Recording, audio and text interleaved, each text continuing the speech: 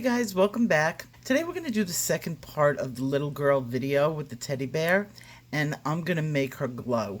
I'm going to start the video out with you on hyperlapse until I get all the wax down on the paper, and then we'll do the rest.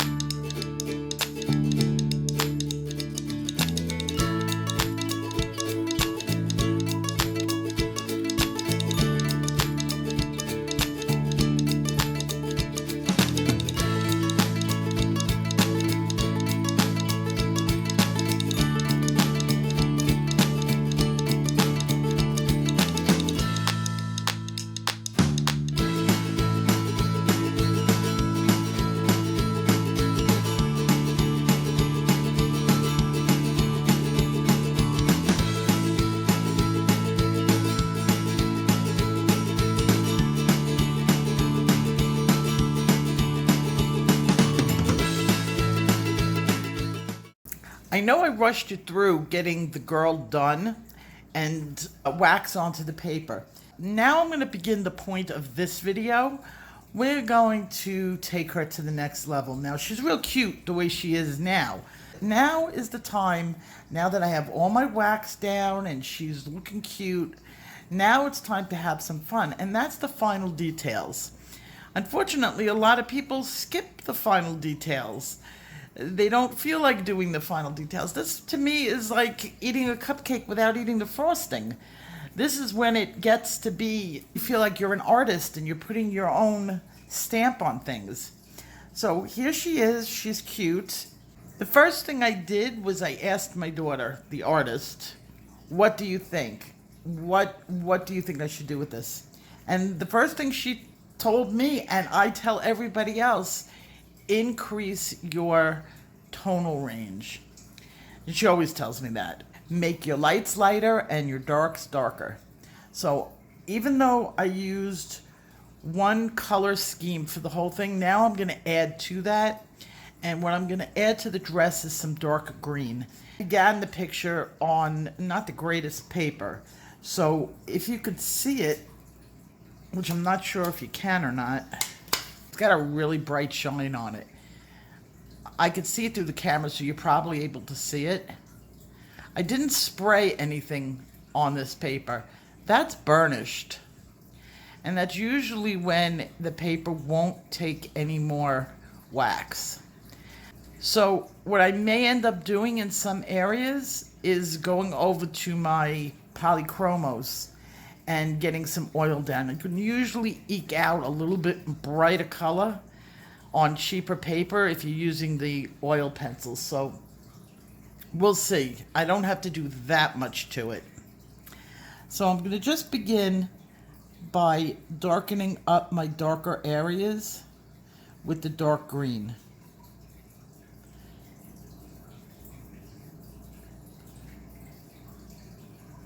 I've been working on this for a long time. I don't have that much more to do on it. Now, I'm not sure. I'm going to try to zoom in really, really close. What you're going to start seeing on this, unfortunately, are little specks of white starting to come through. That's when your paper is starting to break down. And since this isn't really art paper, I use sketching paper, I'm surprised it's lasted even this long. And I'm just going over my tones, stretching them out so that my darks become darker and my lights become lighter. Another trick, if your paper is burnished, use a sharp pencil. Usually a sharp pencil can eke out a little bit more.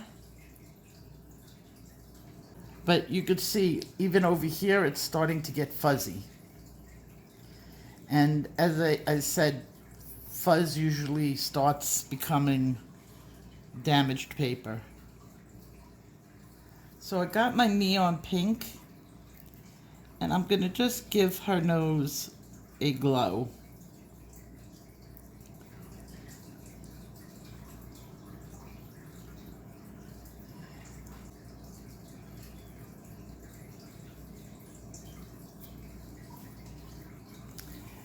And I'm going to bring the glow up onto her face.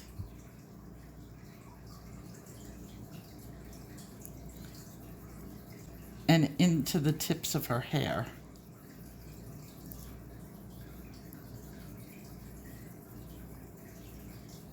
I'm going to add a little bit more white just to the surrounding area.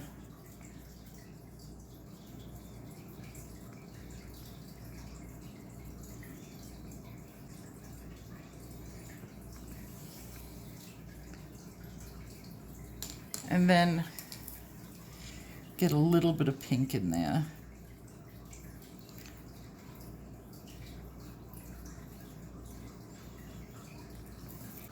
And I'm going to add a little processed red.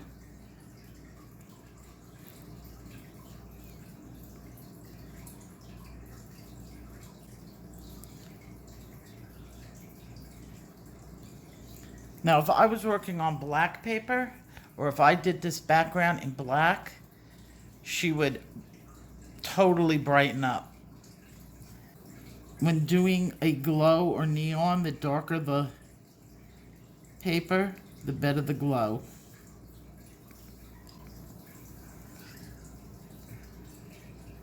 Right like that. I think that's cute. Now I'm going to add some white brighteners to this. And I'm going to use my Dr. Martens pen white and a dotting tool.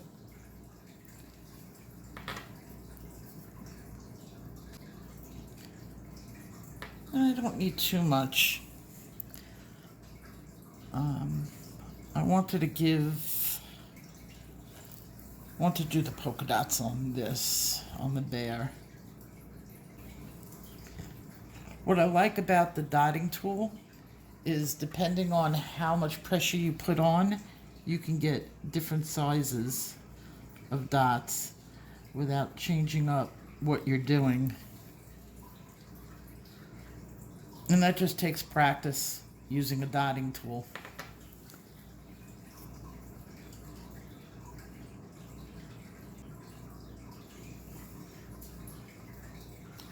I may put it on her bow too. I like that that's cute. Let her be matching with her teddy.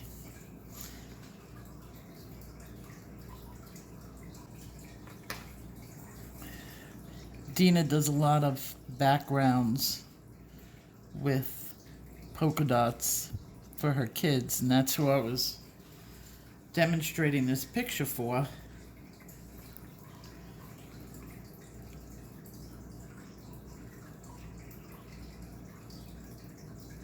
I think that's her favorite background to do. She lives for her dots.